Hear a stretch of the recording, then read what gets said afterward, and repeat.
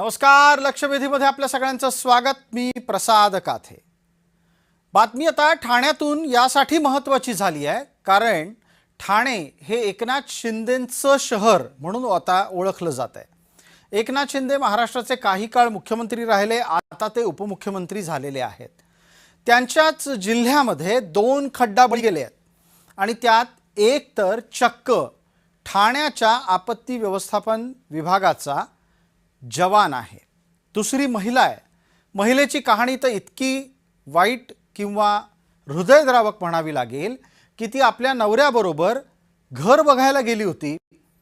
गाडी खड्ड्यात गेली, ती उडून दुसऱ्या बाजूला पडली आणि तिच्यावरून ट्रक गेला. अशीच काहीशी स्थिती ही त्या TDRF म्हणजेच ठाणे डिझास्टरच्या एका जवानाबद्दलही झालेली आहे. ही सगळी घटना यासाठी चर्चेला आणणं गरजेचं आहे कारण ही घटना तुमच्या माझ्याबाबत कधीही घडू शकते हे अत्यंत जबाबदारीनं सांगितलं जात आहे. कारण खड्डे नाहीत असे रस्ते आता सापडायला सुद्धा अवघड आहेत. पाऊस आला की खड्डे पडतायत. खड्डे पडू नयेत म्हणून मुंबई आणि आसपासच्या परिसरामध्ये 400 कोटी रुपये खर्च करून सिमेंट कॉन्क्रीटचे रस्ते बांधायला घेतले. परिस्थिती ठाण्यात काय वाईट होती का? पण ठाण्यातली परिस्थिती आणखी वाईट व्हावी अशी स्थिती आत्ता झालेली आहे. ठाण्यामध्ये 2 खड्डाबळी गेले आहेत आणि एक खड्डाबळी जाता जाता राहिला आहे. मनसेनं लगोलग त्या प्रश्नावर आंदोलनही केलेलं आहे. मग प्रश्न उपस्थित राहत आहेत की हे वारंवार खड्डे का पडतात, दर पावसात खड्डे का पडतात? एखादं क्षेत्र सर्वाधिक पावसाचं क्षेत्र म्हणून जर गणलं जात असेल तर त्या भागामध्ये पावसाला सहन करण्यासारखे रस्ते बनवता येत नाहीत का? अशी परिस्थिती जगात कुठेच नाही का की पावसाला सहन करण्यासारखे रस्ते बनतायत आणि दीर्घकाळ टिकतायत सुद्धा? या चर्चेत एक उल्लेख आवर्जून येईल आणि तो मी प्रस्तावनेत सुद्धा करू इच्छितो की पुण्यामध्ये जंगली महाराज रोड याचं जेव्हा डांबरीकरण झालं तेव्हा त्या कंत्राटदारानं इतका सुंदर रस्ता बनवला की पुढची अनेक वर्ष तिथे खड्डा पडला नाही. पण खड्डा पडला नाही म्हणून त्याचं कौतुक व्हायच्याऐवजी त्याला महापालिकेत काम मिळणंच बंद झालं होतं. एकूणात प्रशासनाची व्यवस्था किती गलथान असते ते या निमित्तानं दिसून येईल. नाशिकमध्ये एकापाठोपाठ एक 5 खड्डाबळी गेले. ठाण्यात लागोपाठ 2 खड्डाबळी गेले आहेत आणि अशाच घटना सातत्यानं कानावर येत आहेत. सरकार काय करतंय हा प्रश्न आहेच. या निमित्तानं आपल्यासोबत चर्चेत जोडल्या गेलेल्या मान्यवरांकडे आपण वळणार आहोत. त्यांचा परिचय मी आपल्याला करून देतो. तत्पूर्वी त्या मान्यवरांना एक छोटीशी विनंती आहे की आपण पूर्ण वेळ TV स्क्रीनवर दिसणार आहात तेव्हा कृपया आपण समोर पाहत राहा. आपल्यासोबत अनिश गाढवे जोडले गेलेले आहेत. अनिश गाढवे हे शिवसेनेचे या चर्चेतले उबाठा गटाचे प्रतिनिधी आहेत. वैभव काळे आपल्यासोबत रस्ता सुरक्षा अभ्यासक म्हणून जोडले गेलेले आहेत. मला या मान्यवरांना चर्चेत आठवण करून द्यायची आहे की चर्चेला वेळेची मर्यादा आहे तेव्हा कृपया नेमकं मोजक्या शब्दात आणि कमी वेळात मांडा म्हणजे अधिकाधिक प्रश्न उपस्थित करता येतील. पहिला मुद्दा मी आधी वैभव काळे आपल्यापर्यंत घेऊन येतो. माझा आवाज आपल्यापर्यंत येत असेल तर आपण उत्तराची सुरुवात करायची. आपल्यासाठी प्रश्न असा आहे की खड्डे पडण्याचं कारण हे बहुतेक वेळेला जोरात आलेला पाऊस हे असतं की वस्तुस्थिती काही वेगळी असते? जोरात आलेला पाऊस हे तर आहे, पण साधारणतः कुठच्या एरियात किती पाऊस पडतो याचा अभ्यास आपल्याकडे कदाचित तेवढा होत नसेल किंवा त्या रस्त्यावरनं जाणारा ट्रॅफिक हा कशा प्रकारचा आहे याचाही तेवढा अभ्यास केला गेला पाहिजे. आणि त्याप्रमाणे रस्ते जर का बनवले गेले तर नक्कीच त्याच्यावर काहीतरी फरक पडू शकेल असं मला वाटतं. जी वैभवजी, जरा एकदा सामान्य माणसांच्या निमित्तानं त्यांना समजेल अशा भाषेत एकदा सांगूयात की एखादा रस्ता, मग तो टार रोड असेल, डांबरी रस्ता असेल आणि एखादा रस्ता जर तो सिमेंट कॉन्क्रीटचा असेल तर तो बनतो कसा? आता टार रोड जो आहे तो पूर्वी त्याच्या वेगवेगळ्या लेयर्स टाकून बनवल्या जायच्या. आधी मुरुम आणि त्याच्यावर दगडाच्या किंवा खडीच्या बारीक बारीक याच्या वेगवेगळ्या लेयर टाकून तो रस्ता बनवला जायचा. आता कॉन्क्रीटचा जसा आपण स्लॅब कुठेही घातला जातो त्या प्रकाराने तो बनवला जातो. पण रस्ता बनवताना मी परत तेच सांगतोय की त्या रस्त्यावरनं कुठच्या प्रकारचा ट्रॅफिक जाणार आहे, त्याचा लोड किती आहे, त्या रस्त्याची कॅपॅसिटी काय आहे. आता शहरात आपल्याकडे रस्ते कॉन्क्रीटचे होतात तेव्हा त्या ह्याच्यावरनं जाणाऱ्या साधारणतः छोट्या प्रमाणातल्या गाड्या, तर छोट्या म्हणजे वजनाने हलक्या म्हणतोय मी. आणि जेव्हा हायवे बनवले जातात, जसं आता समृद्धी हायवे बनवला जातो किंवा आपल्याकडे सगळ्यात पहिला बनलेला बॉम्बे पुणे रोड जो आहे, जी एक्सप्रेस हायवे जो आहे, ते बनवताना त्याच्यावरनं कशा प्रकारचा लोड, किती लोडेड गाड्या जाणार आहेत, कुठच्या प्रकारच्या गाड्या जाणार आहेत, त्याप्रमाणे त्या रस्त्याचं डिझाईन केलं जातं. तसंच एक मग माझा माझा पुढचा प्रश्न आपल्यालाच आहे. मी त्यानंतर अनिश गाढवे यांच्यापर्यंत जातो. या चर्चेत आता अंकुश कदम येणं अपेक्षित आहे. ते उद्धव गटाच्या मुद्द्यांना प्रतिवाद करतील आणि ते आपल्याकडून शिंदे गटाचा मुद्दा मांडतील, शिवसेनेची भूमिका मांडतील. पण तत्पूर्वी एक आणखी प्रश्न वैभव काळे मी आपल्यापर्यंत घेऊन येतो. सर्वसाधारणपणे जेव्हा हायवेची रचना होते त्यावेळेला अशा महामार्गावर प्रचंड वजनी वाहतूक होत असते. ती सुरक्षितरित्या व्हावी आणि त्या वजनी वाहतुकीच्या मुळे रस्त्यांना इजा होऊ नये म्हणून आपण काय काळजी घ्यायला हवी? कसं आहे, आपल्याकडे तुम्ही जसं मगाशी कार्यक्रमाच्या सुरुवातीला म्हणालात तसं जंगली महाराज रोड हे एक त्यातलं चांगलं उदाहरण आहे, जो डांबराचा रस्ता आहे. तसंच आपल्याकडे ऑस्ट्रेलियाहून पण एक मराठी उद्योजक प्रस्ताव घेऊन आले होते की आपल्याकडे जे प्लॅस्टिकचं विघटन कसं करावं ह्याच्यावर जो आत्ता आपल्याला प्रश्न भेडसावतोय, त्याच्यातनं रस्त्याची निर्मिती कशी करता येईल ह्याच्यावर पण प्रयोग झाला होता. पण आपल्याकडे काही कारणाने तो पुढे गेला नाही. तर तशाच प्रकाराने आपले जे रस्ते आहेत, आता हायवे जेव्हा बनवला जातो तेव्हा रस्ते बनवताना जी आपण बोलत राहा, मी ऐकतोय, आपलं सगळेच प्रेक्षक ऐकतायत. रस्ते बनवताना मी म्हटलं तसंच, आता जसा मी परत तेच सांगतोय की कॉन्क्रीटचा रस्ता बनवला की त्याची ड्युरेबिलिटी वाढते, त्याचं काय म्हणता येईल आयुष्य वाढतं, मेंटेनन्सचा तसा प्रॉब्लेम येत नाही. बरं, पण ते रस्ते बनवताना जसं आता कोकणात प्रॉब्लेम येत होता किंवा येतोय, रादर कोकणातली भौगोलिक परिस्थिती वेगळी असल्यामुळे तिथे रस्ते अजूनही कॉन्क्रीटचे जे बॉम्बे गोवा रोड बनवला जातोय ते रस्ते खचतात, कारण जमिनीत होणारी स्थित्यंतर आहेत याचाही तेवढा विचार करायला लागतो. बिलकुल. या बऱ्याच गोष्टी तिथे विचारात घ्यायला लागतात कुठचाही रस्ता बनवताना. ठीक किंवा आहे. तिथे तुम्ही म्हणालात तसा पाऊस, एकच मिनिट, पडणारा पाऊस जो आहे त्या पाण्याचं विघटन व्यवस्थित व्हावं, पाणी रस्त्यावर साचू नये, त्याचाही विचार करून रस्ता बनवला गेला तर नक्कीच त्याचा फरक जाणवेल. बिलकुल. आपण वैभवजी जोडलेले राहा. चर्चेच्या निमित्तानं पुढे जातोय. अनिश गाढवे आपल्या सोबत आहेत, ते आपल्याला आता दृश्यामध्ये दिसत आहेत. अंकुश कदम आता ज्या भागात आहेत तिथे काही तांत्रिक अडचणीमुळे ते आपल्याला दृश्यात दिसत नाहीत, पण ते आवाज रूपी आपल्या आत आहेत. मला पटकन अंकुशजी आपल्याला विचारायचं आहे, माझा आवाज आधी येतोय का आपल्याला? आपण फोन लाईनद्वारे जोडले गेलेले आहात. हो, येतोय. आपण खरं उत्तर द्याल का? ठाण्यात जे 2 खड्डाबळी झाले त्याची जबाबदारी तुमच्या प्रशासनावर द्यायची का? नक्कीच या गोष्टीचं कोणीही अतिशय संवेदनशील गोष्ट आहे आणि याबद्दल कोणालाही असं वाटणार नाहीये की अशा गोष्टी घडल्या पाहिजेत. परंतु ज्या पद्धतीनं विक्रमी पावसाचा ठाणा आणि कोकण भागात हे होते, झालेली घटना हे बद्दल खरोखरच अंकुशजी माफ करा, आपण बोलताय पण आपला नेटवर्कचाही आवाज नीट येत नाहीये. एकदा परत आपल्याला संपर्क करतो, मी येतो आपल्यापर्यंत परत थोड्या वेळा नंतर. अनिश गाढवेंपर्यंत जाण्याची वेळ आहे. उभाटाचे प्रवक्ता या नात्यानं ते आपल्या सोबत आहेत. अनिशजी, ठाण्यातल्या रस्त्यांची दुरवस्था कुणामुळे झाली आहे? सर्वात प्रथम एक गोष्ट आपल्याला लक्षात घेतली पाहिजे. आज आपण ठाण्याच्या रस्त्यांवरचा हा खरंच मी जय महाराष्ट्र या वृत्तवाहिनीचे खरंच आभार मानतो. आपण ठाण्यातले रस्ते आणि त्या रस्त्यांवरचे अपघात हा विषय घेतला, मी आभार मानतो. धन्यवाद.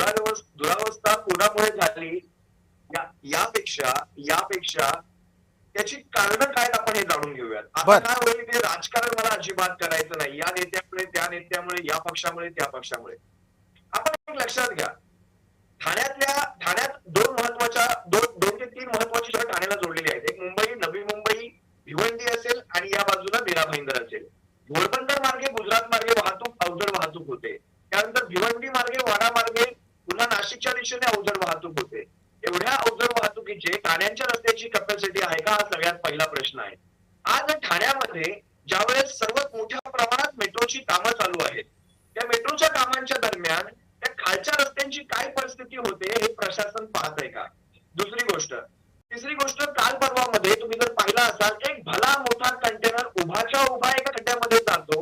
म्हणजे विचार करा, जर कंटेनर जाऊ शकतो तर आज त्या महिलेची काय, एकदा तुम्ही उल्लेख केलात, मी त्या क्षणी स्वतः तिथे उपस्थित होतो. मी पाहिलंय काय घडलंय तिथे ते, जी. आणि ती अवस्था पाहिली, कशा प्रकारे तिच्या अंगावर ते कपडे टाकून ठेवले होते हेही मी पाहिलंय. मला माफ करा, पण मी आज इथे राजकारण करण्यासाठी अजिबात बसणार नाहीये. पण मी तुम्हाला एक गोष्ट सांगतो, ठाण्यातला निधी जातो असं आपण म्हणतो, ठाण्यातून सर्वांना निधी मिळतो, ठाण्यामध्ये गेलात तर तुम्हाला तुमच्या विकास कामांचा निधी मिळतो, पण स्वतः ठाण्याला तो निधी मिळतो का, हा पहिला प्रश्न आहे. सरकार कोणाचंही असो, मी म्हणणार नाही एकनाथ शिंदे महाराष्ट्राचे उपमुख्यमंत्री आहेत जी. किंवा महाराष्ट्रातला आणखी एक पालकमंत्री म्हणून इथे कोणी आहे, अजिबात नाही, तो विषय बाजूला ठेवूयात. पण स्वतः एकनाथ शिंदे आपल्या मतदारसंघाचा खरंच विकास करत आहेत का, हा पहिला प्रश्न आहे. मी तुम्हाला एक उदाहरण देतो, आणि ते उदाहरण मला काल परवाचं आहे त्यामुळे द्यावंसं वाटतं. मी स्वतः ठाणे रेल्वे स्टेशनच्या बाहेर एक स्टॅटिस पूल आहे, जो पूल गावदेवीला ठाणे रेल्वे स्टेशनला जोडतो. जी. त्या पुलावरचे जे पत्रे आहेत, ते पत्रे हवेमध्ये लटकत आहेत तारांच्या आधारावर. मी त्याच्यावर एक व्हिडिओ केला, आणि त्या व्हिडिओवर मी हे सांगितलं, हा पत्रा केव्हाही तुटेल, कुणाचीही मान कापून जाईल. बिलकुल. आता काय ठाणे महानगरपालिकेने तो पत्रा हलवला नाही. म्हणजे विचार करा, माणसांच्या जीवाचं मोल काय आहे. मी तुम्हाला आणखी एक उदाहरण देतो. ठाण्यामध्ये रस्त्यांच्या गटारावरची गोल झाकणं बदलायला पैसे नाहीये ठाणे महानगरपालिकेकडे, पण ठाणे महानगरपालिकेच्या अधिकाऱ्यांना किंवा नगरसेवकांना आपल्या नव्या पुऱ्या स्कॉर्पिओ हव्यात. आता स्कॉर्पिओ मिळाल्यानंतरच आपण त्या रस्त्यांची दुराव्यवस्था बघायला जाणार आहात का, हा माझा पहिला सवाल आहे. कुणाचंही सरकार असो, उद्या आमचंही सरकार असेल ना, मी हाच प्रश्न करीन जर हीच अवस्था पुन्हा दिसली तर. मी पुन्हा सांगतो, इथे प्रश्न लोकांच्या जीवाचा आहे, राजकारणाचा अजिबात नाही. आज संपूर्ण महाराष्ट्रातली परिस्थिती घेतली तर जवळपास फक्त खड्डे अपघातात 15,000च्या जी. आसपास दरवर्षी, म्हणजे मी गेल्या 2 वर्षात आकडा घेतला, 15,000च्या आसपास मृत्यू होतात. आता हे 15,000 जर मृत्यू तुमच्या माझ्या घरातले जर कुणाचे झाले तरच आपल्याला त्याचं गांभीर्य कळणार आहे का? जी. फक्त एकट्या नागपूरचे मी आकडे घेतले, गेल्या 4 महिन्यांचे 107 जणांचा मृत्यू झाला एकट्या नागपूरमध्ये खड्ड्यांचा. आता नागपूरमधून स्वतः मार्ग म्हणजे आता देशाचे मंत्री स्वतः गडकरी प्रतिनिधित्व करतात, त्यांच्या नागपूरमध्ये जर 106 जणांचा मृत्यू होत असेल बर. तर हा आकडा भूषावह अजिबात नाही. तर गडकरी साहेबांचं पण सोडून द्या साहेब, महाराष्ट्र हे प्रगत राज्य आहे. मी अजूनही मानतो हे महाराष्ट्र प्रगत राज्य आहे, उद्योगधंद्यांचं राज्य आहे.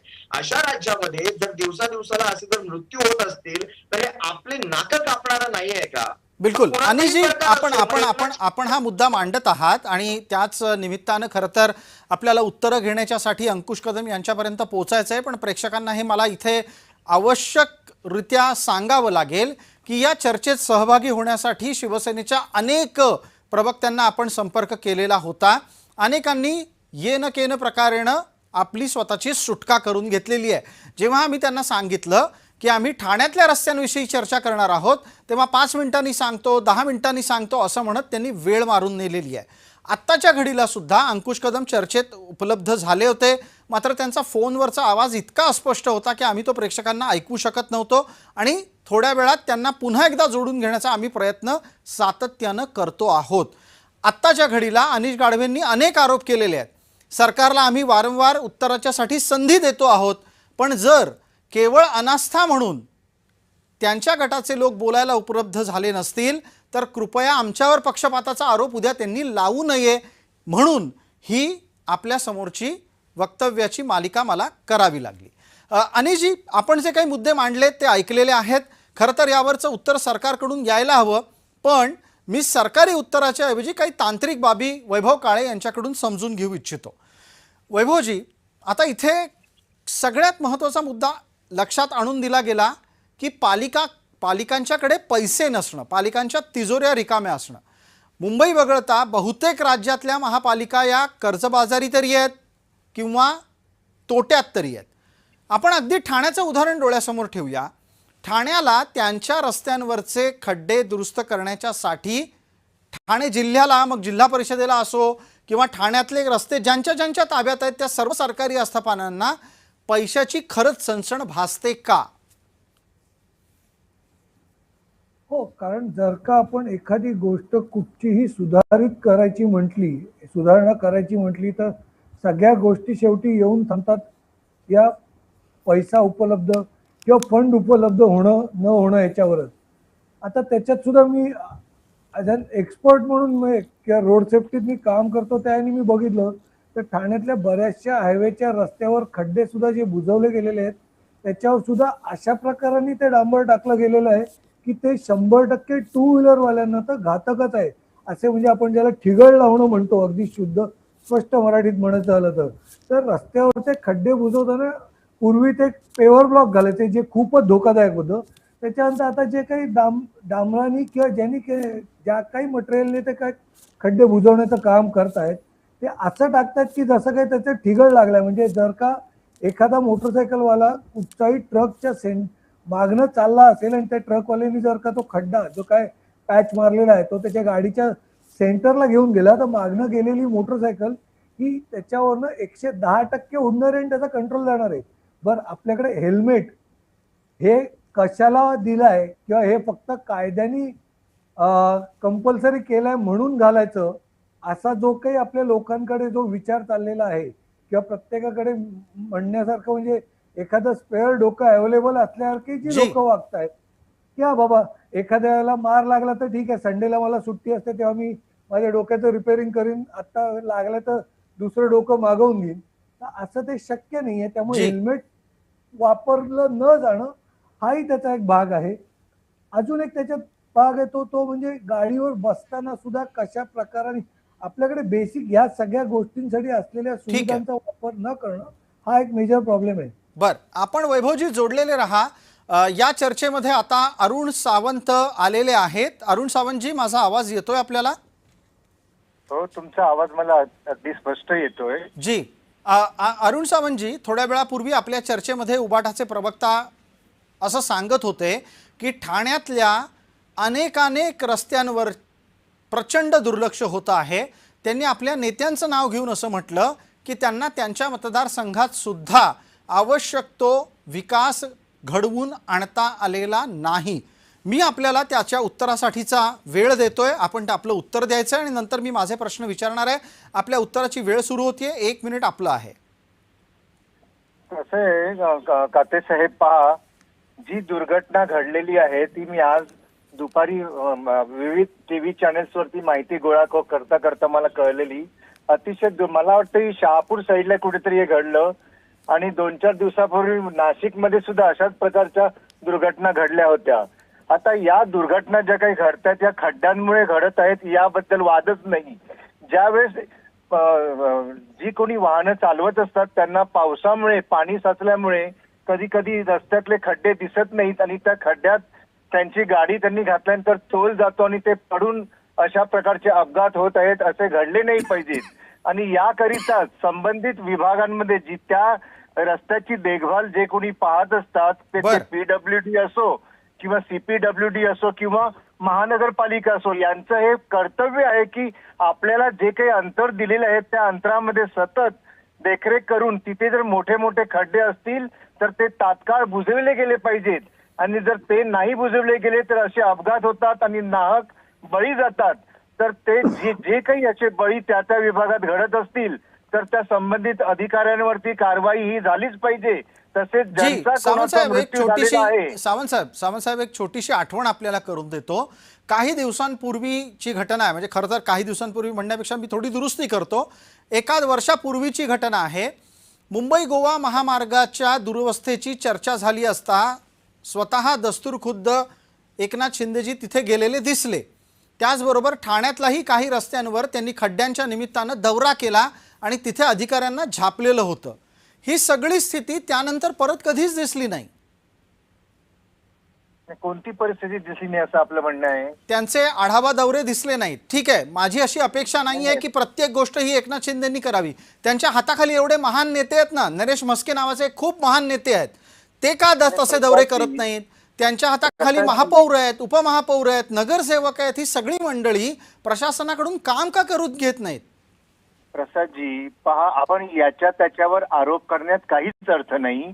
ज्या ज्या विभागाची ही जबाबदारी त्या विभागाच्या अधिकाऱ्यांनी सर्वप्रथम हे आपलं कर्तव्य पार पाडलं पाहिजे. नेत्यांचं तर कर्तव्य बनतंच की माझ्या स्वतःच्या जे काही मतदारसंघ असतो तिथे फिरलं पाहिजे, आपण फिरलं पाहिजे, आपले जे कोणी पी असतील त्यांनी लक्ष दिलं पाहिजे, ही गोष्ट खरी आहे. परंतु हे काम त्या विभागाच्या अधिकाऱ्यांचं नाही का? ज्यांच्याकडे रस्ते दुरुस्तीचं काम दिलेलं आहे त्यांनी ते पाहिलं पाहिजे आणि रस्ते सुस्थितीत ठेवले पाहिजेत, जेणेकरून नागरिक जो काही टॅक्स भरत असतात त्या टॅक्सचा उपयोग झाला पाहिजे. नाही तर मोफत फक्त आपण टॅक्स गोळा करणार आणि नागरिकांचे खड्ड्यांमुळे नाहक बळी जाणार, हे योग्य नाही. या मताचा मी आहे. बिलकुल सावंतसाहेब, आपण फार स्पष्ट भूमिका घेतली, त्याबद्दल धन्यवाद. पण माझ्या प्रश्नाचं उत्तर मला नाही मिळालं. सगळं काही प्रशासनानं करायचं हे लोकशाहीत होत नसतं. प्रशासनावर हा राज्यकर्त्यांचा अंकुश लागतो. म्हणून मी प्रश्न विचारतोय की ठाण्याचे खासदार काय करतायत, ठाण्याचे महापौर काय करतायत, ठाण्याचे आपले नगरसेवक काय करतायत? नाही, आता आपण त्यांना प्रश्न विचारूया यापुढे की तुमच्या विभागामध्ये जे काही खड्डे पडत असतात आणि बळी जात असतात तर याच्यावरती आपली देखरेख का नाही? परंतु आपण ठाणा म्हणजे जिथे एकनाथ शिंदे राहतात तो भाग होत नाही. हे जे काही अपघात झालेले आहेत ना, घटना दुर्दैवी आहे, त्याचा मला त्या दुःख मला सुद्धा आहे, पण ते घडली आहे. आपण फार पुढे म्हणजे शहापूर हा ठाण्यामध्ये येतो भाग, परंतु आपण नाक जोडून तो एकनाथ शिंदेजी किंवा मस्के साहेबांच्या घराच्या जवळ आणू नका ना. नाही, तसं नाहीये. ठाणे जिल्ह्याचा राजकीय चेहरा म्हणून आपल्या साहेबांकडे पाहिलं जातं.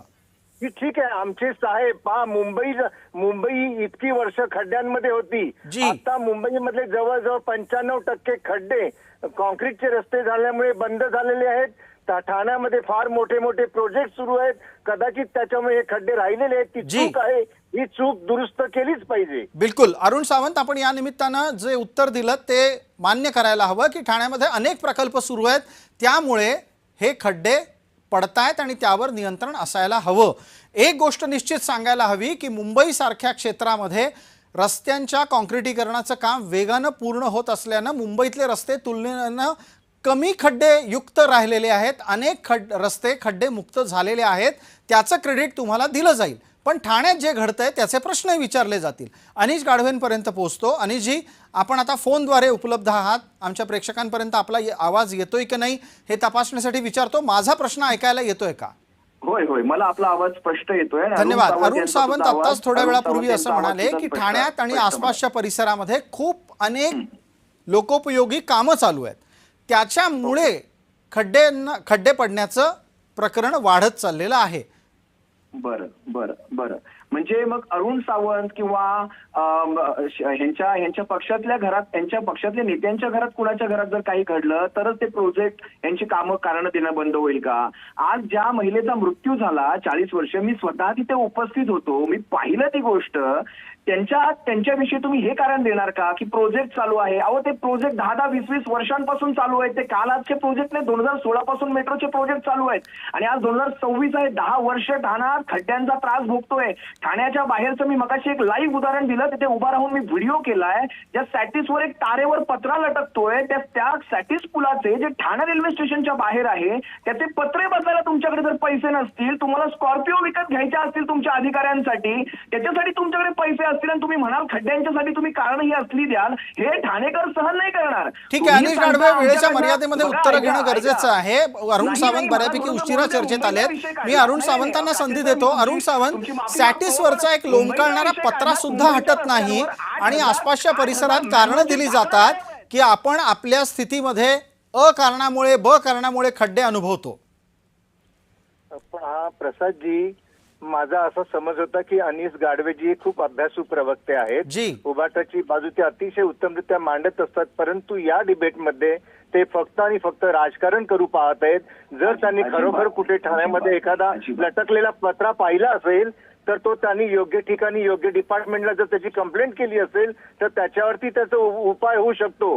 त्यांनी केली आहे, त्यांनी अरुण सावंतजी त्यांनी तक्रार केली आहे, पण लक्ष दिलं जात नाहीये.